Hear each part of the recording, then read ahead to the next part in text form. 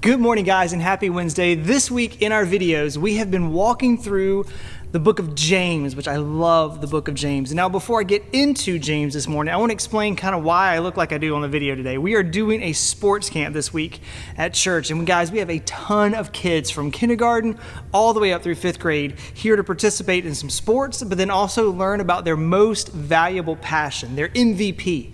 And I'm helping with soccer this year, and so I've been outside like most of the morning. And as you guys know, it's really hot in Savannah, right? So please excuse all the grossness and sweat and all that kind of stuff. I feel like I basically stay sweaty all day long right now. Now today during our scrimmage, I was helping with the 6 and 7-year-olds, and we had to stop the game. We had let them play for a little while without a coach on the field, and it had started to get a little bit chippy. Some of the players were fussing at each other and accusing each other of things. A little bit of name calling was going around, and the mood was just getting sour. So I stopped the game.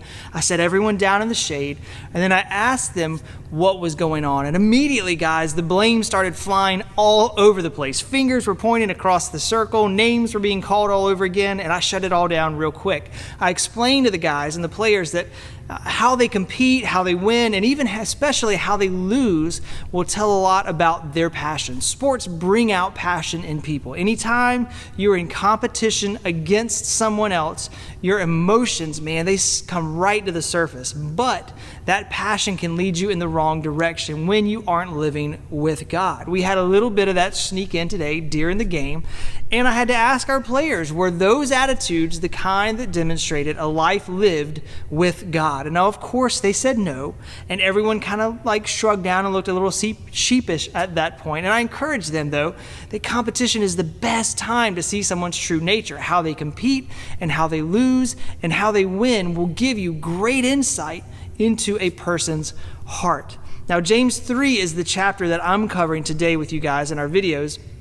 And this chapter actually opens up with a great reminder of exactly what we experienced with those kids this morning. James 3:5 reminds us that our tongue is such a small part of our body, but it can start a huge fire when we don't control it. James gives some object lessons actually to the reader using the bit of a horse's mouth and then the rudder on a ship to show how small things can direct big, powerful things as well. And our tongue is the exact same way. This little bitty part of our bodies can get us into a ton of trouble, or it can bring life and goodness to other people around us. In our game today, competition got the best of our athletes, and the tongues, they were setting fires left and right. And after we stopped, we sat down and talked about it, how our passions can either burn things down without God, or they can light the way with God.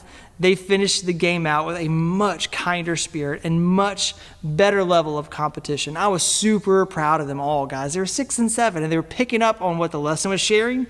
And then these guys put it into practice in their lives right away. Now, competition isn't the only place that our tongues can get us into trouble. It can happen at home.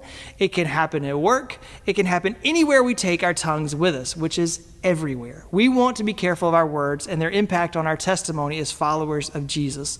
People are supposed to see Jesus through us. And when we are mouthy and we're unkind, people don't see Jesus, they see us. When we use our words to build other people up, to encourage them and to bless them, then Jesus is put on display through our words. So guys, I hope you have enjoyed reading through James 3 today. I know I have. We only have 2 more days to finish out this awesome letter, and I hope you guys have a great rest of your week. Now, please be in prayer for our sports camp, for the weather, for the kids, for these athletes to remember their most valuable passion should be living for God. Guys, we'll see you all real soon.